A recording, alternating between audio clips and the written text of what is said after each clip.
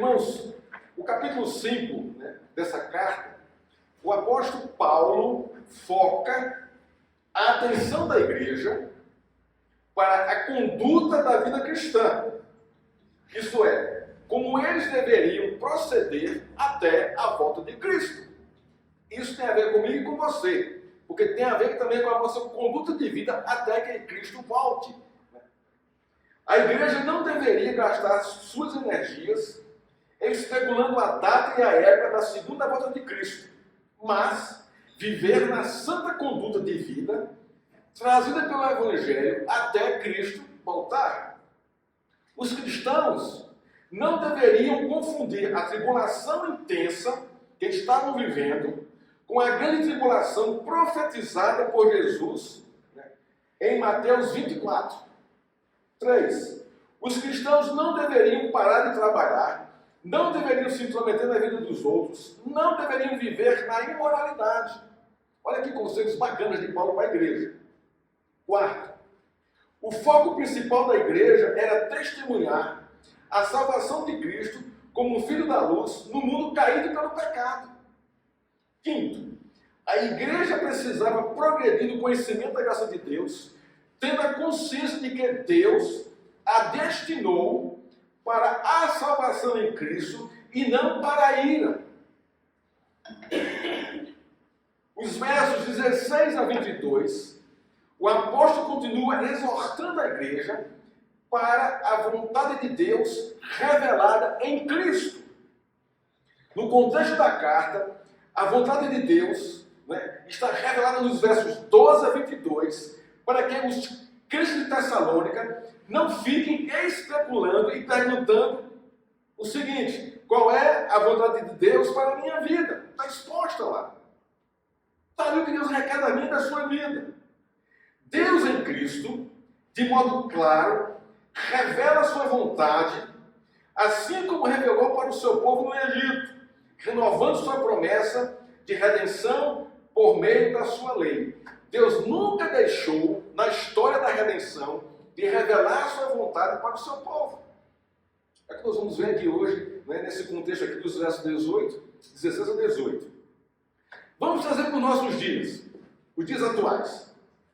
A vida da maioria das pessoas está focada na vontade de seus corações, no conforto, no status, na riqueza, na independência, na fama, no poder. As pessoas focam seus corações naquilo que faz a alma se arrepiar, naquilo que faz as emoções bombarem, naquilo que faz a adrenalina explodir.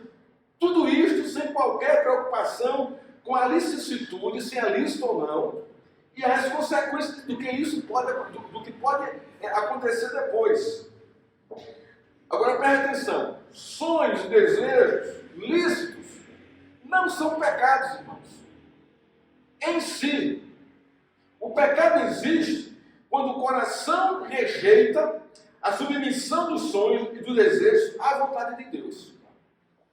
Paulo envia Timóteo a Tessalônica para fortalecer a fé dos crentes, para instruí-los a terem uma conduta de vida vigilante e sóbria, dentro e fora da igreja, fazendo e se submetendo à vontade de Deus. Paulo escreve no capítulo 5, versos 12 a 26, rogando e demonstrando à igreja a se submeterem à vontade de Deus, que está no verso 18. Qual é o nosso tema de hoje? É justamente esse: a vontade revelada de Deus para a sua igreja. Dos versos 16, 17 e 18. É o que nós vamos ver hoje aqui. Quando eu falo aqui igreja, eu falo eu e você. Nós, que somos membros da igreja, do corpo de Cristo. Agora, antes de entrarmos no tema, vamos entender dois aspectos bíblicos da vontade de Deus. São claros na Escritura. O primeiro é a vontade secreta de Deus. O que é isso? O que isso significa? É aquela que ele não comunica com a sua igreja até que ela se cumpra. Isto tem a ver com o seu governo soberano. Exemplo: Deus não revelou a ninguém que criaria o mundo e o ser humano. É vontade secreta dele. Vamos fazer, irmãos. Ele E a Trindade resolveu fazer isso. Deus não revela a ninguém quem será salvo, quem são os eleitos. Isso aí é a questão dele. A gente não sabe quem são os eleitos, quem vai ser salvo. É a vontade secreta dele. Deus não pede o conselho do ser humano ou para fazer a sua vontade. Ele não precisa disso. Então a vontade secreta de Deus nós não temos acesso. Só quem tem acesso é a Trindade. É ele em comunhão com a Trindade. Segundo, é a vontade revelada de Deus. Isto é aquela que ele comunica à sua igreja por meio da sua palavra. A igreja tem acesso e conhecimento desta vontade para quê? Qual é o objetivo? Submissão e obediência a essa vontade. Nós somos uma teocracia. Não sei se você já parou para pensar sobre isso. Nós temos um rei que governa as nossas vidas, que é o cabeça da igreja, e nós nos submetemos a ele. Então, ele é o nosso governante. E por ser Deus, é uma teocracia. E nós vivemos sob essa teocracia. A igreja não é uma democracia. Não é isso. Mas é uma teocracia. Deus no governo dela. Perguntamos agora. Qual é o problema da igreja diante da vontade revelada de Deus? Qual é o nosso problema? Qual é o nosso problema? E aí quem vai responder é esse comentarista aqui. Ele chama Coulter. Ele diz o seguinte: nosso problema é que somos propensos a negligenciar a vontade revelada de Deus e nos concentrarmos demasiadamente em sua vontade secreta. Esse é o nosso problema. Frequentemente queremos conhecer a vontade secreta de Deus para o futuro, ao mesmo tempo em que caminhamos contrário à sua vontade revelada no presente. Deu para entender isso aqui? Ah, Deus, com quem eu vou me casar? Eu quero conhecer com quem eu vou me casar. Isso é o quê? Uma vontade futura. Você não sabe. Quem sabe é Deus. Mas você quer conhecer essa vontade quando a vontade revelada de Deus você não quer se submeter. Qual é? Ore para o seu esposo. Ore pela sua vida matrimonial. Comece a orar, comece a interceder. Porque essa é a minha vontade para você nesse momento. Mas você não quer fazer isso. Então isso mostra, né, a nossa luta. Qual é a nossa luta? A gente sempre quer saber, ou a gente quer nos esforçarmos, ou gastarmos esforços para conhecer a vontade secreta de Deus. Quando Ele não vai revelar somente quando a sua vontade. E a vontade revelada a gente negligencia, a gente esquece, a gente não dá valor. O problema da igreja, e é o nosso, é a rebeldia e desobediência da vontade revelada e conhecida de Deus. Esse é o nosso problema. De todo crente, de toda igreja. Porque ela sabe qual é a vontade revelada de Deus. Está na sua palavra, está nos evangelhos, está nas cartas, está tudo lá. E a gente tem conhecimento disso.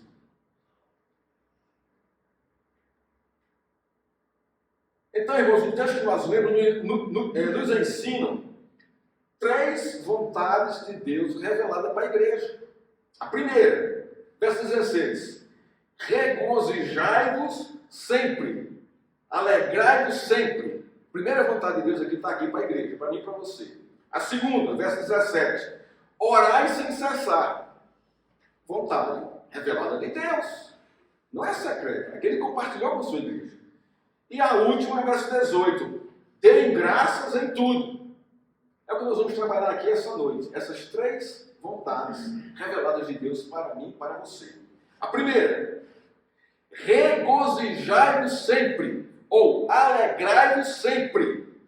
Hendrickson, um comentarista, diz o seguinte: Paulo, nesse verso aqui, estabelece qual deveria ser a motivação do coração dos crentes e como eles deveriam fazer a vontade revelada de Deus, sempre se alegrando. Sempre se alegrando.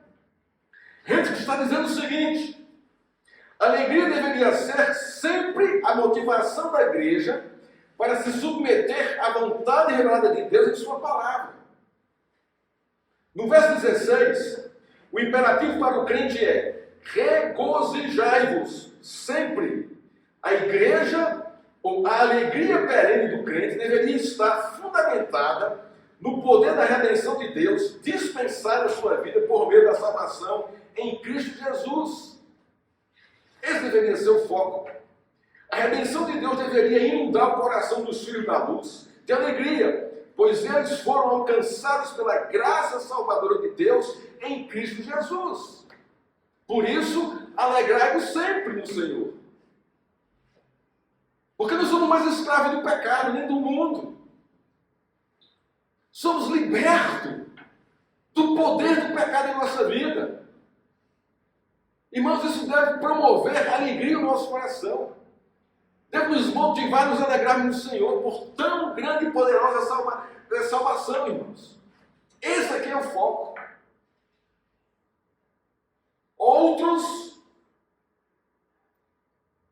Outro motivo para o crente sempre se alegrar em Deus é a pessoa de Jesus. Desculpa. Jesus trouxe com clareza a vontade de Deus para o seu povo, dando-lhe razão para viver nesse mundo em trevas. Nós temos uma razão para viver. Isso deveria nos alegrar sobremaneira. E qual é a razão para viver? Testemunhar a Jesus Cristo, o nosso Salvador. Outro motivo do crente sempre estar alegre em Deus foi a sua vontade de resgatar e reconciliar o pecador por meio da morte de Jesus Cristo com Ele. Hoje nós temos comunhão com Deus por meio de Cristo. Quanto nós não tínhamos? Éramos filhos da ira, rebeldes. Íamos para o inferno. Uma condenação eterna terrível. Olha o que Gálatas 4 a 7 nos diz. Mas vindo a plenitude dos tempos, Deus enviou o seu Filho, nascido de mulher, nascido debaixo da lei, para resgatar o que estavam debaixo da lei, a fim de recebermos a adoção de filhos.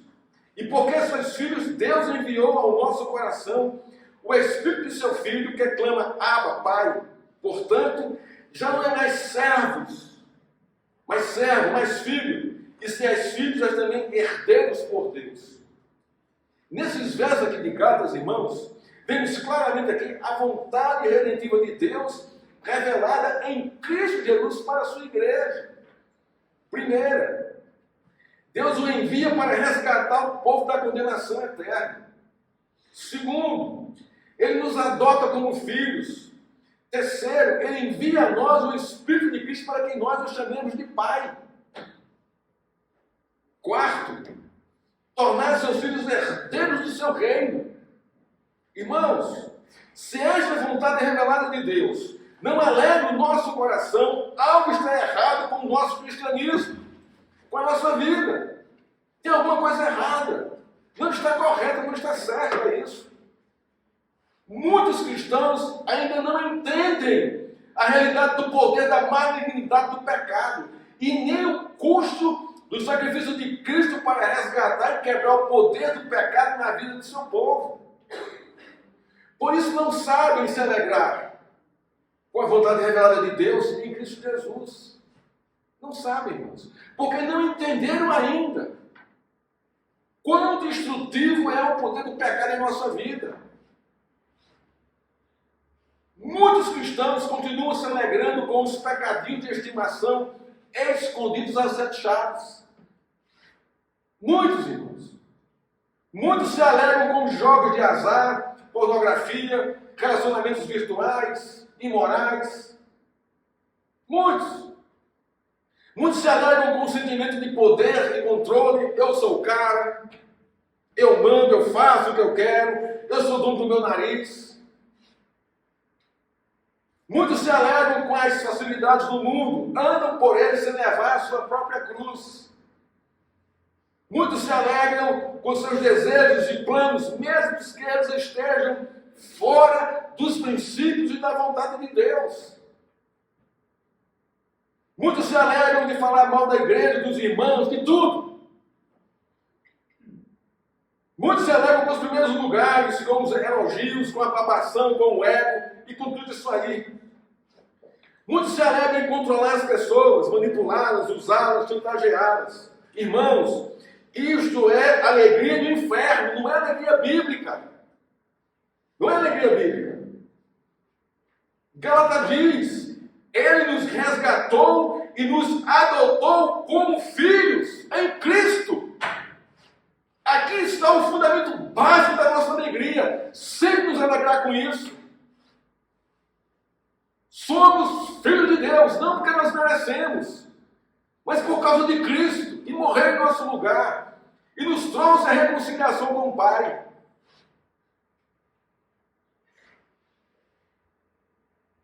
A vontade, irmãos de Deus, revelada pelo Evangelho de Cristo para a sua igreja é assombrosamente maravilhosa, impactante, sublime, divina.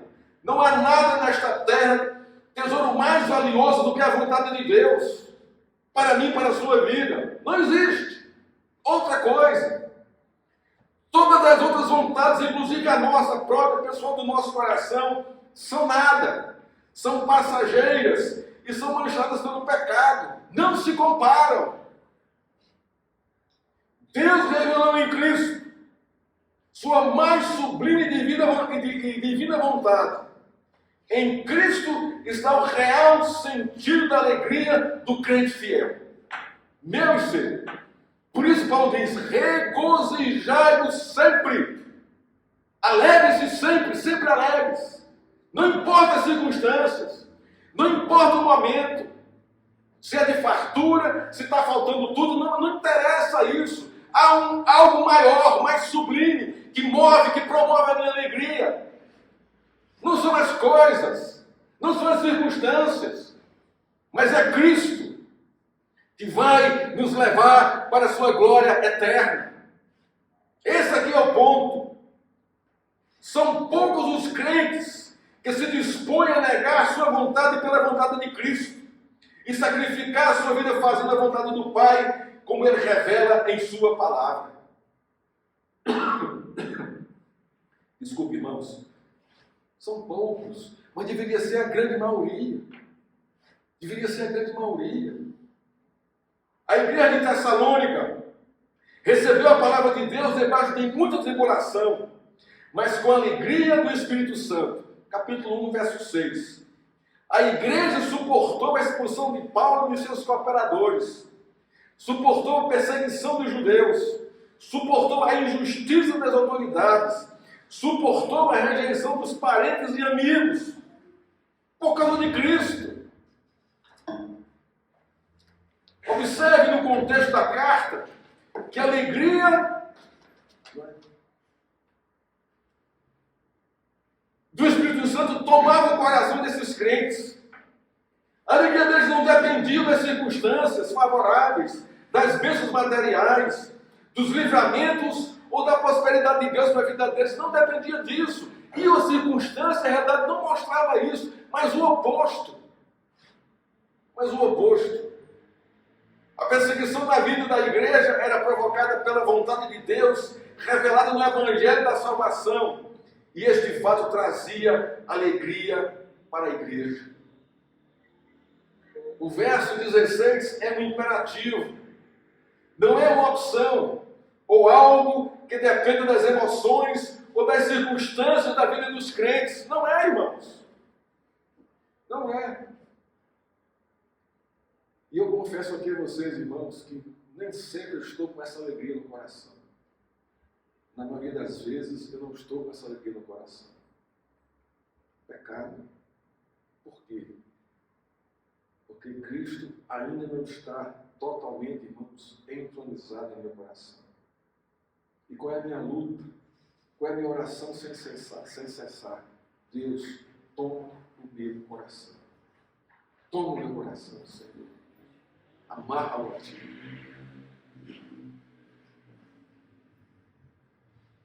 Muitos estão, irmãos, muitos cristãos estão reclamando da vida de barriga cheia. Tem família, tem filhos, tem esposa, trabalho, casa, estudo, mesa farta, um lugar para recostar a cabeça, amigos, parentes, irmãos da igreja. no entanto, vivem murmurando e resmungando contra a vontade de Deus. Aqui está a nossa cara, aqui está a nossa vida. É verdade isso? Você não se alegra tendo tudo isso ao seu redor. Bênção, graça, por causa de Cristo, por causa da aliança de Deus. Murmuração e resmungo é o pecado da insatisfação, da rebelião contra a vontade de Deus. Isso é, nunca se está satisfeito com a vontade de Deus. Não há qualquer alegria, qualquer gratidão a Deus pela revelação da sua vontade no Evangelho de Cristo para a nossa vida. Somos sempre insatisfeitos. A igreja de Tessalônica estava vivendo um contexto das duras provas da perseguição. Havia motivo de sobra para reclamar, para murmurar, para amaldiçoar a Deus, chutar o balde e deixar a fé. Motivo de sobra. Não eram poucos os motivos. No entanto, ele estava se alegrando na vontade redentiva de Deus revelada no Evangelho de Jesus Cristo. Que lição para mim e para você, irmãos. Que lição. Alegrai-vos sempre. É a palavra de Paulo aqui.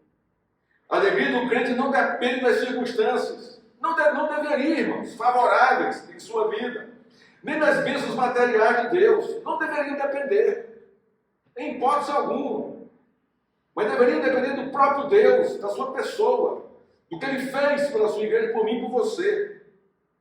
A alegria do crente deve estar firmada na vontade redentiva de Deus, revelada no Evangelho de Cristo, na nossa redenção, na promessa da redenção final, na certeza de que nós pertencemos a Ele. Irmãos, por que muitos cristãos vivem tristes, abatidos, desanimados, na angústia, no medo, na desesperança? Por que, irmãos? A resposta: trocaram a vontade de Deus por suas próprias vontades, passageiras e imperfeitas, e tentam a todo custo se satisfazer nelas. Não se submetem à vontade de Deus. Para esses, a vontade de Deus deixou de ser a prioridade de suas vidas, e suas vontades pessoais passaram a ser a prioridade. É o que eu quero, é a minha vontade. É aí por aí que eu vou. Não interessa se Deus é a favor ou contra. Muitos vivem assim, irmãos. Nessa rebelião, nessa rebeldia. Colocaram Deus no baú da história. Deslocaram Cristo para o museu da cidade. E depositaram o Espírito Santo no porão da casa.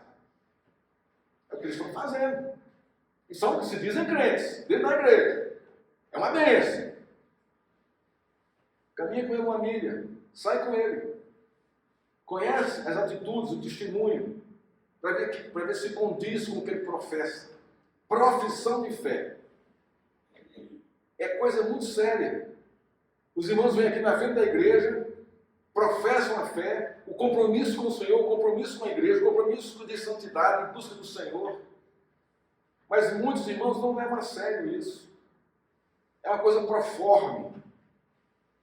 Não é do coração, da vontade de se submeter à vontade de Cristo. Para muitos crentes, a vida cristã é cansativa. A leitura da Bíblia é chata. Orar é cansativo. Dar graças em tudo não faz sentido. Dizimar é jogar dinheiro fora. O culto é enfadonho, a igreja é chata, o pastor é chato, o sermão é ruim, tudo tem dever defeito em tudo. Esses crentes não podem se alegrar. Por quê? Porque Deus foi destronado nos seus corações. No lugar foi colocada a vontade pessoal, sua vontade pessoal. Esse é o ponto. É isso que Paulo está dizendo aqui para a igreja.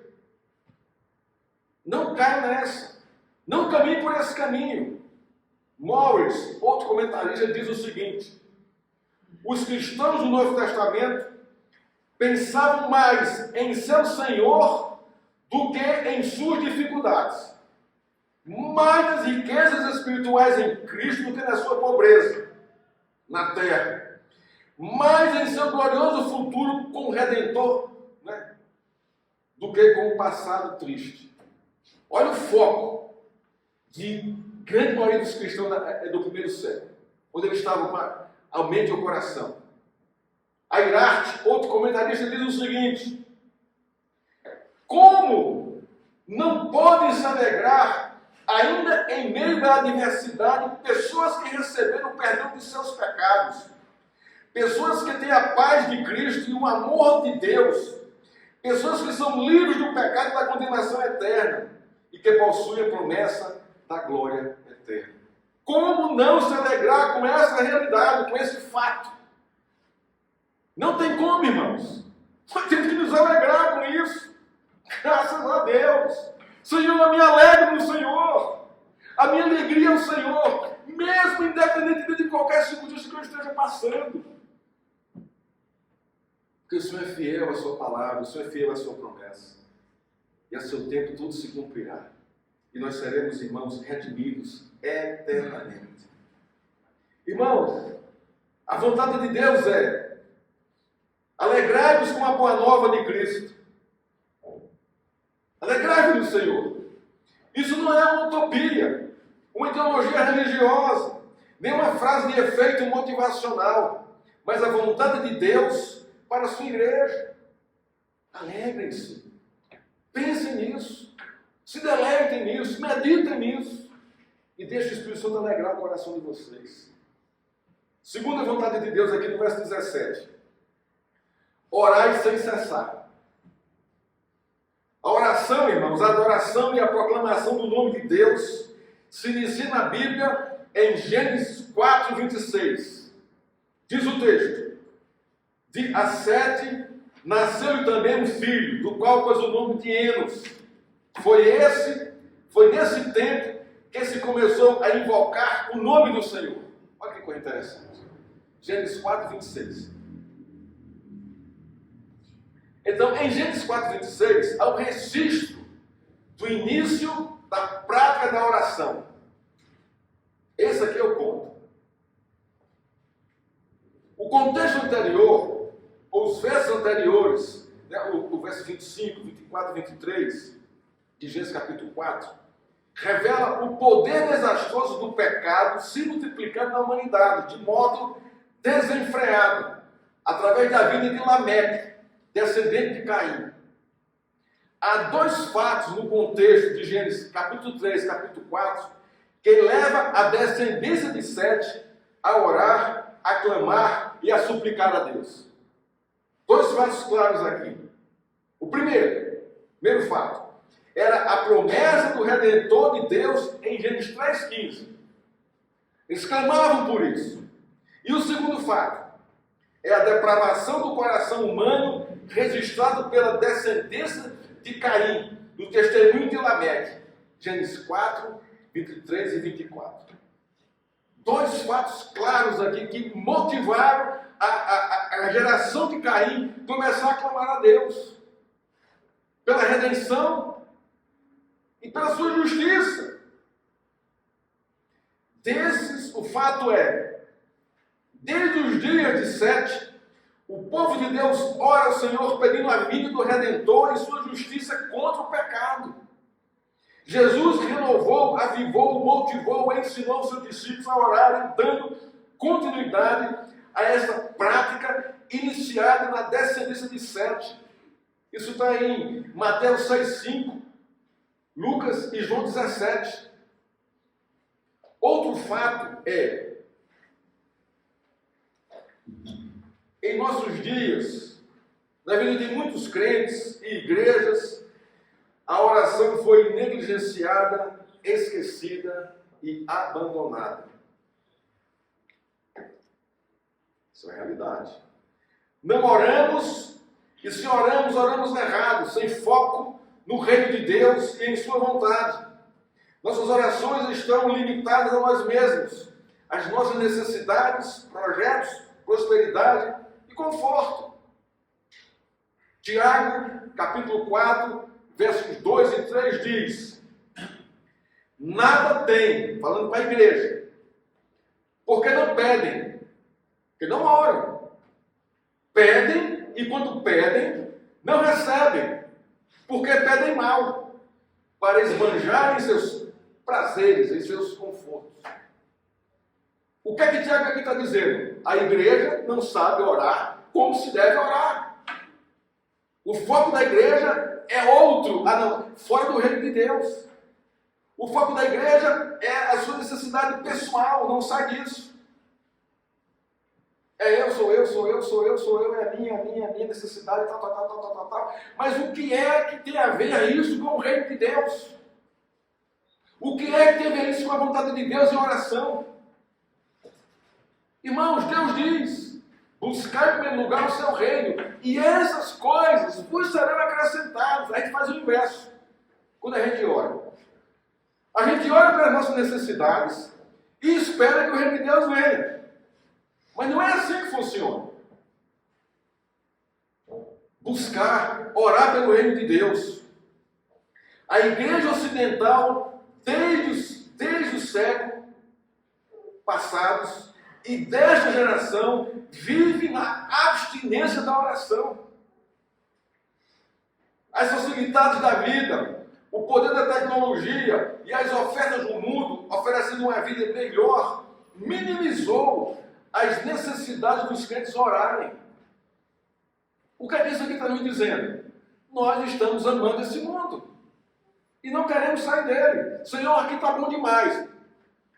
Fica um pouquinho mais aí, não precisa voltar não, aqui está ótimo. Aqui está uma bênção. Eu estou com a minha casa, eu estou com o meu carro, eu estou com o meu emprego, um bom salário e tal, então aqui está. Eu estou viajando muito, a igreja está uma bênção, está bombando, então está bacana demais. Não precisa voltar não.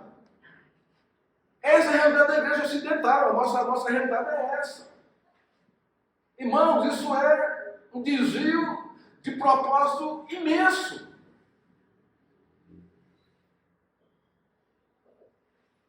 Os crentes hoje resolvem tudo sem consultar a Deus.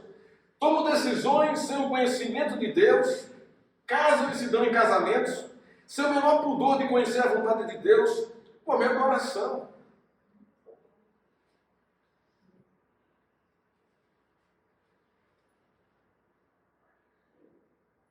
Recebi um convite de um trabalho muito bacana. Um trabalho assim, é promissor demais o trabalho. Trabalho assim, eu estou assim, não aceito. E vou aceitar porque as facilidades e, sabe, a recompensa é muito boa, sabe? Eu vou aceitar. E você sequer para. Vai dizer, Senhor, eu recebi isso aqui hoje, essa proposta de trabalho assim. O Senhor está de acordo, o Senhor que vê melhor do que eu, sabe melhor do que eu, conhece melhor do que eu a realidade. Vale a pena eu ir? Vale a pena, Senhor, eu ir? Vamos caminhar junto aqui, para o Senhor me falar, para o Senhor começar a me dar aqui as diretrizes, né? Pontuar, para que eu veja, além do que eu estou vendo. Porque meu coração está assim, embebecido com a proposta. A gente não faz mais isso. A gente não faz isso. Acabou isso aí. Qual é o nosso foco? São as regalias que Ele vai me dar no trabalho. A gente não sabe se vai ser bom ou não para mim. Aí você aceita o trabalho. Aí o trabalho consome seu tempo, seu dia, sua semana inteira. Você não consegue orar, não consegue meditar, não consegue vir para a igreja. O trabalho está te consumindo todo o tempo. Pelo salário que eles estão pagando, eles vão te consumir. E aí, deixou de ser uma bênção para ser uma maldição. As reuniões de oração, na maioria das igrejas, é vazia, sem fervor, sem alegria, sem o desejo de conhecer o desejo de Deus. Presta atenção, irmãos. Reunião de oração. Quarta-feira aqui, 7h30. Semana passada, 2 pessoas. E o que nós estamos tratando aqui? Da escatologia. É o nosso tema. As últimas coisas. Tema assim, fantástico, profundo demais. 2 pessoas.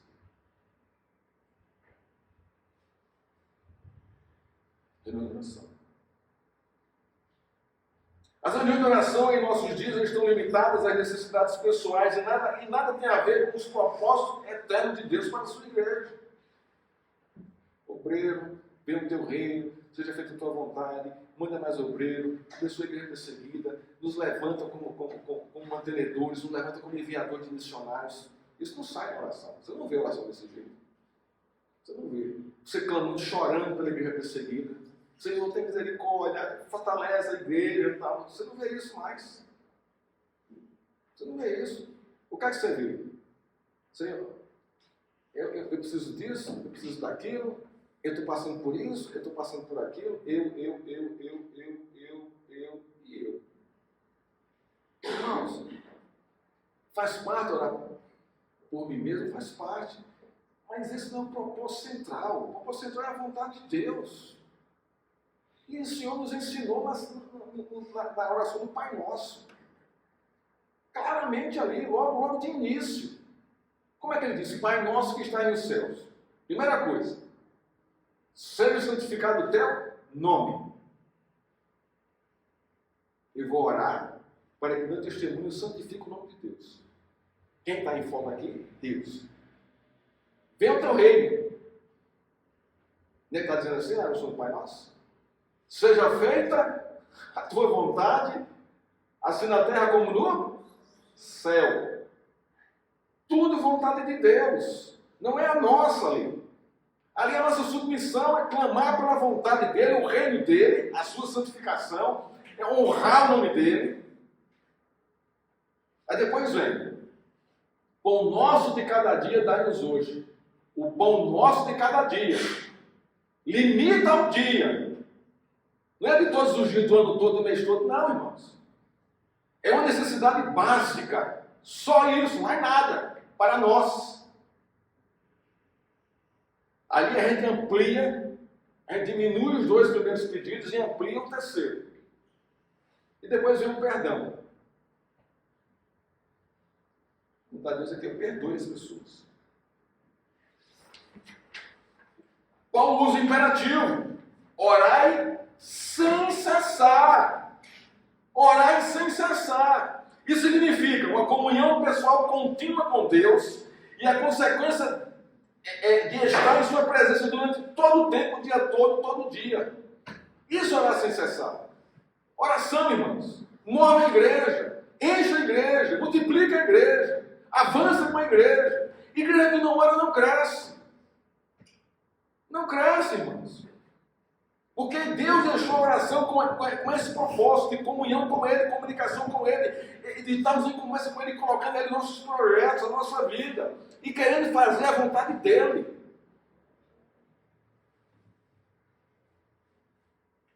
A oração brota, irmãos, da comunhão com Deus. Isso foi dado à sua igreja por meio do sacrifício de Cristo, libertando sua igreja do poder do pecado e justificando os seus eleitos para terem comunhão com Deus por meio da oração.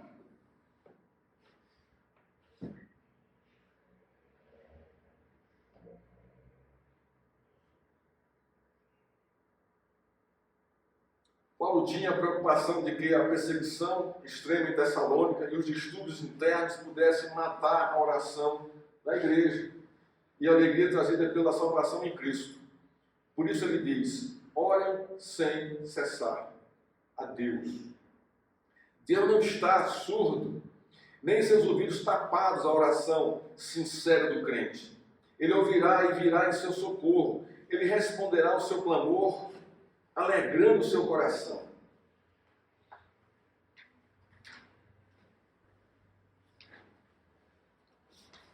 Deus chama sua igreja a se submeter à sua vontade em oração, orando com o coração arrependido, orando com o coração quebrantado, orando com o coração submisso à sua vontade, orando com o coração sem interesse a não ser o interesse de Deus, orando que venha o teu reino em minha vida, orando que seja feita a tua vontade em minha vida, orando livra-me do mal, orando perdoa os meus pecados, orando eu perdoo os pecados dos meus ofensores, orando por avivamento pessoal, orando por restauração pessoal, orando por convicção de pecado e arrependimento, orando por mais servos para o mundo, para a sua seara. orando sobre as promessas de Deus reveladas em sua palavra, orando sem cessar, continuamente, constantemente, incessantemente, com sinceridade e integridade de coração. Orar, irmão, sem cessar. É a vontade de Deus para a sua igreja, para mim e para você. Terceira e última vontade de Deus nesse texto aqui, está no verso 18. Em tudo dai graças. O contexto da igreja é de perseguição por parte de Roma e dos judaizantes e das tentações do diabo. Nesse contexto, a vontade de Deus para a igreja é dai graças em tudo. Tem uma contradição? Você pode dizer, mas Deus é masoquista. Nada de masoquista. Na fome, na nudez, na angústia, no perigo de morte, na perseguição, na privação, na provação. Dá graças em tudo. Porque em meio a tudo isto, os crentes não são mais que vencedores por Cristo Jesus. Essa aqui é a questão, foco, irmãos. É essa vitória que temos em Cristo. Por isso que em tudo dêem graças a Deus. Porque tudo coopera para o bem daqueles que amam a Deus. Não interessa as circunstâncias. Elas estão mostrando isso. Elas estão nos formando, nos conduzindo, nos lapidando a imagem de Cristo. Por isso devemos dar graças a Deus, que Ele está nos pastoreando. Ele é o nosso Pai, sabe o que nós necessitamos e precisamos. O foco da igreja deve ser Cristo, sempre Cristo, sua vida, obra, morte, ressurreição, exaltação e a promessa da sua segunda vida, pois é nele que a igreja tem a promessa da redenção e vida eterna final. Por isso deve dar sempre graças a Deus em tudo que eles estão passando e vivendo. Olha para Paulo, a vida de Paulo. Como foi a vida de Paulo, irmãos? Leia o livro de Atos, leia as cartas. Você vai ver o que Paulo passou. E em tudo ele dava graças a Deus. Porque ele via em tudo a mão de Deus, moldando a vida dele. Será que nós conseguimos perceber isso em nossa vida? Claro que nas situações boas a gente percebe isso. E nas situações amargas e difíceis que a gente se mete. Ou você acha que você não está no controle de Deus? Tá, irmãos. Vai quebrar a sua vida e o seu coração. Vai esmagar. Dê graças a Deus por isso. Está passando pelo deserto? Dê graças a Deus por isso. Está passando pelo vale da sombra da morte? Dê graças a Deus por isso. Porque assim é a vontade de Deus, irmãos. Não tem razão, é a vontade dele, acabou-se. A gente não pode ir de encontro a isso. Em tudo dá graças, por uma razão muito simples. É a vontade dele. E quem vai discutir com a vontade de Deus? Nós mortais, simples mortais. A vontade revelada de Deus para a sua igreja é a manifestação da revelação de Cristo e da sua obra redentora. Por isso a igreja deve alegrar-se e orar sem cessar e em tudo dar graças a Deus em todas as circunstâncias. O fato é, irmãos, o fato é em tudo isso. O cristão deve ser caracterizado pela gratidão a Deus em Cristo em toda e em qualquer circunstância. É uma característica divina, bíblica do cristão, ser grato a Deus. Mas o nosso coração, por aí a gente percebe como nós somos pecadores, como o nosso coração ele é duro, ele é pecaminoso. E quando as coisas dão para trás, ou reverte a nossa vida, a gente não costuma fazer isso. A gente se revolta contra Deus. Como é que pode, Senhor, eu sou teu filho, eu dou o dízimo, eu vou para a igreja, isso acontece comigo e tal. Você começa a brigar com Deus. Em vez de ser grato a Ele, submetendo o que Ele está fazendo com a sua vida. Irmãos, qual é o conceito que você tem da vontade de Deus? Está lá em Romanos 12:12. 12:2. Ela é boa, perfeita e agradável. Esse é o conceito que Deus nos revela da sua vontade. Boa, perfeita e agradável. Mas a gente não, mesmo sabendo disso, o nosso coração rejeita muitas vezes esse conceito. E diz que não é assim, não é bem assim. Mas a realidade é essa. A realidade é essa. Jesus, irmãos, é um exemplo palpável para a igreja quanto a em tudo dar graças a Deus. Eu peguei só um texto aqui, Mateus 11:25. Trata de quê? Da ressurreição de Lázaro. Olha o que ele diz aqui. Por aquele tempo exclamou Jesus, dizendo o seguinte: graças te dou, ó Pai. Quem está dando graças aqui a Deus? Jesus Cristo. Por quê? Senhor dos céus e da terra, porque ocultares essas coisas dos sábios e instruídos e revelaste aos pequeninos. Está falando de quê aqui? Da ressurreição de Lázaro. Graças a Deus porque Lázaro morreu. Porque vai haver manifestação da tua pessoa, da tua vontade. Te dou graças por isso. O exemplo de Paulo, assim como de Cristo. 2 Coríntios 12:14. Graças, porém, a Deus, que em Cristo sempre nos conduz em triunfo, por meio de nós, e por meio de nós manifesta em todo lugar a fragrância do seu conhecimento. Paulo, falando isso para a igreja que mais o perseguiu, mais o espremeu, a igreja de Corinto. Dando graças a Deus por essa igreja, por esses crentes. E em tudo aqui, porque Deus conduz o seu povo em triunfo. Como é que pode, irmãos? Perseguição no Oriente, perseguição na África, igreja perseguida, irmãos morrendo. E você dizer que Deus conduz o seu povo em triunfo. Porque eu creio que Deus conduz assim o seu povo em triunfo. Porque Deus está dizendo que conduz o seu povo em triunfo. Ponto final. E graças a Deus por isso. Pela igreja perseguida pelos irmãos, perseguidos, Senhor, graças a Deus por esses irmãos. Porque ferem a minha fé. Animam a minha fé. Testemunho o teu nome. E não tem medo da morte. Por fim, Apocalipse 7:12 diz o seguinte: os anjos, os anciãos, os 4 seres viventes se prostraram sobre o seu rosto e adoravam a Deus, dizendo: amém, louvor, a glória, a sabedoria, as ações de graça, a honra, o poder, a força seja o nosso Deus para todo sempre. A gratidão, irmãos, é para toda a eternidade. Orai sem cessar, em tudo dai graças. Vai ser assim por toda a eternidade. Conclusão, irmão, da nossa exposição de hoje. Mas antes de encerrar aqui, eu vou trazer só isso aqui. Há uma razão para a igreja em tudo dar graças a Deus. Só uma.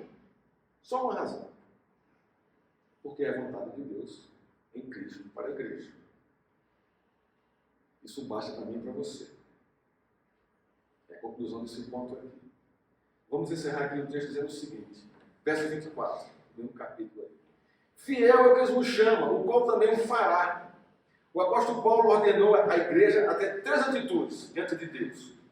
Em meio às tribulações da vida. Alegrar-se, sem duvidar, da promessa de Cristo. Orar sem cessar, derramando o coração diante de Deus. E ser grato em toda e qualquer circunstância. Porque essa é a vontade de Deus, para toda a igreja. E é para mim e para você, irmãos. Esse aqui é o ponto. A conclusão é essa, não é outra. Algumas aplicações aqui para a nossa vida. Tem uma vida que se alegra no Senhor, sem duvidar das suas promessas. Tem uma vida de oração, derramando seu coração diante de Deus e clamando pela expansão do seu reino, da sua vontade. Seja grato a Deus por todas as circunstâncias da sua vida. As boas, as ruins. Tenha uma vida simples. Seja satisfeito com o que Deus tem lhe dado. Se alegre com isso. Não deixe sua profissão, o dinheiro, as emoções, o prazer lícito tomarem o lugar de Deus. Não vale a pena isso. Não faça do domingo um dia qualquer. Lembre-se de que o Senhor tirou da escravidão, do jugo do pecado e estabeleceu um dia para o descanso e para adorá-lo. É a sua vontade. Estabeleceu um dia de descanso para mim e para você. O Senhor deve ser o centro da nossa vida e nada mais. Sua vontade, seus desejos. Então, toda vez que vier um desejo no seu coração, um projeto, Senhor, tu está fazendo parte, é da tua vontade isso aqui.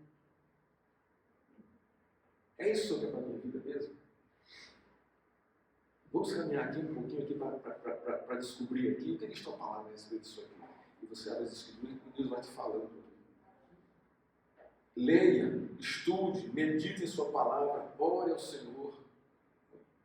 Ore, se derrame diante de Deus, confesse seu fracasso como cristão, suas limitações como pessoa, sua impotência para mudar a sua realidade e você mesmo. Faça isso. E peça que venha sobre a sua vida o reino dele, a vontade dele. Como filho da luz, busque viver em santidade e simplicidade. Irmãos, que Deus nos abençoe e nos fortaleça. 3 vontades de Deus para a nossa vida. Alegre-se sempre no Senhor. Orai sem cessar.